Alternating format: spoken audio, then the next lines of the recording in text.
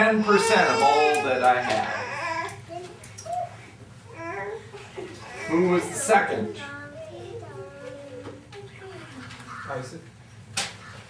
Close. Jacob. Isaac may have, but I don't remember it. I noticed as we were reading through Genesis this last time, it kind of stood out to me that Jacob, right around the time when he saw the angel, Sarah, it's okay.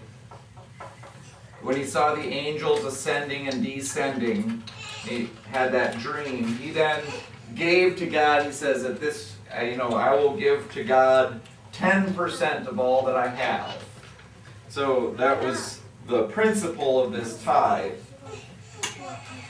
And so the question is, what about the tithe? So there's another verse that I want us to look at, which is in Malachi.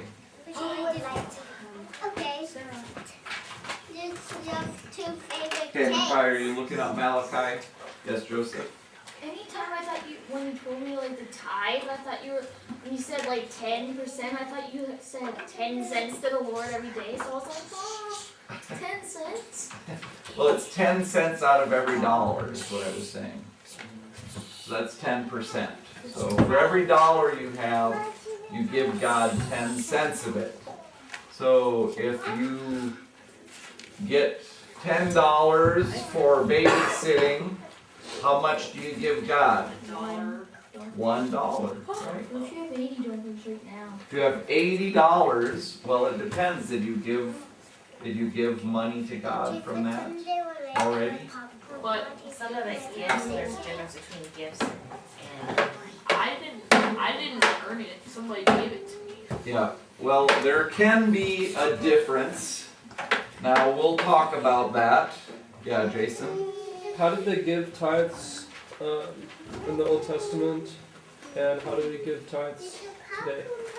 Well, we're going to look at that. Okay. So in the Old Testament, like we saw with the flocks, they give one out of every sheep. They give one out of every whatever it was, every 10 things that they had. So if they had 10 pounds of grain, they'd give God 1 pound. If they grew 10 ears of corn, God would get 1 ear of corn. Yeah. What do they mean when they say that they gave it to God, though? I mean, does that mean that they destroyed it, or No. they gave it to... They brought it into the storehouse. Okay. So the storehouse was the temple. They brought it to the priest. What? Do I have to bring my money to you?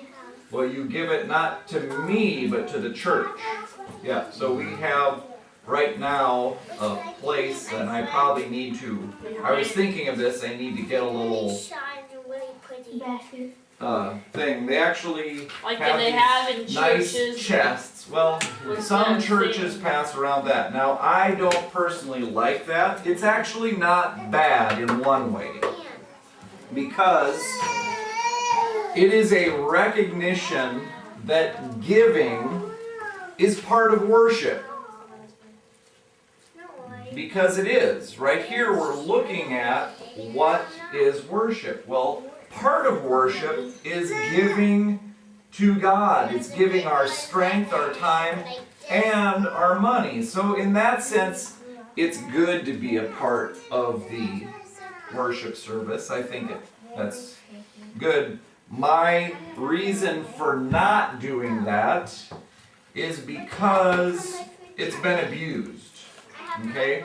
So churches have a bad reputation for extravagant, well, certain churches, where the pastors, are driving around really expensive cars and living lavish lifestyles. You have, lots of houses and things, and it's kind of it has given people a bad taste in their mouth, thinking that, the pastor is just looking for, to bilk you of money, and they're always asking for money.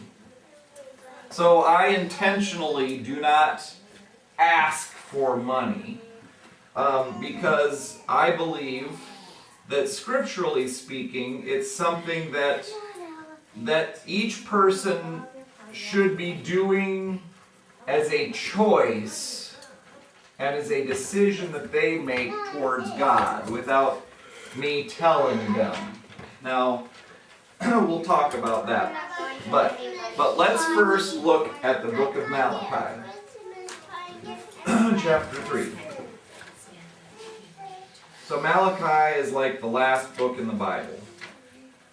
No, it's not. Last book in the Old Testament, sorry. Say.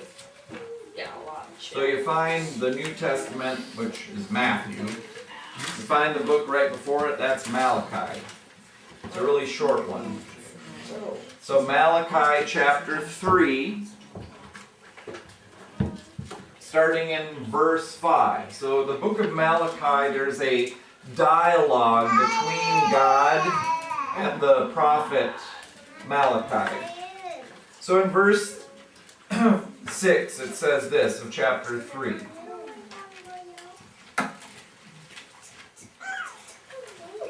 Okay, you ready? You found it? You're close? Okay, good.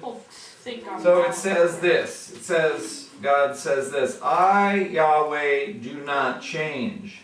So you, O descendants of Jacob, are not destroyed.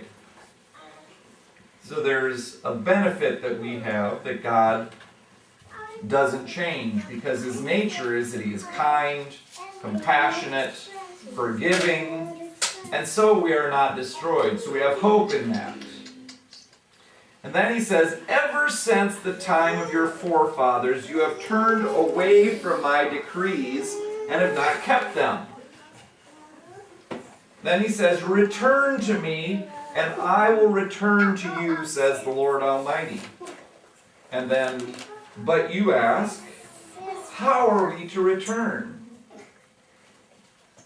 Then God answers, will a man rob God? Yet you rob me.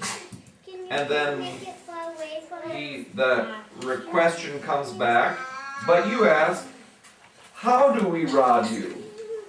So somebody says back to God, well, but God, how are we robbing you? I mean, really, how could you rob from God? God's up in heaven. Rob at the time offering. I've seen people like drop and say, oh, we're going to get change, and they take more money than they dropped in there. Yes. I've seen it. Yes. So God says, in tithes and offerings, that's how you rob from me. You are under a curse, the whole nation of you, because you are robbing me. Bring the whole tithe into the storehouse. So that's answering your question, Jason, of where did they bring it? They brought it into the storehouse, which was the temple. Where's our storehouse? So our storehouse, the corresponding representative is the church. Okay? So God says, bring the money in to the storehouse, that there may be food in my house. Okay? So there's food in the house, and it has a purpose. It meant to provide for the priests, but it also was to provide for those who are needy, those who had want, and that's why, from a biblical standpoint, much of the care for the poor and needy should be coming from the church as opposed to the government. So right now we look to the government to provide for the poor and needy with welfare, but that should be the work of the church. But the church, for the most part, has not done its part in taking care of the poor and needy, so it's been left to the government. So then he says, test me in this, says the Lord Almighty. Now this is an interesting statement, because in the book of James, it says, do not test the Lord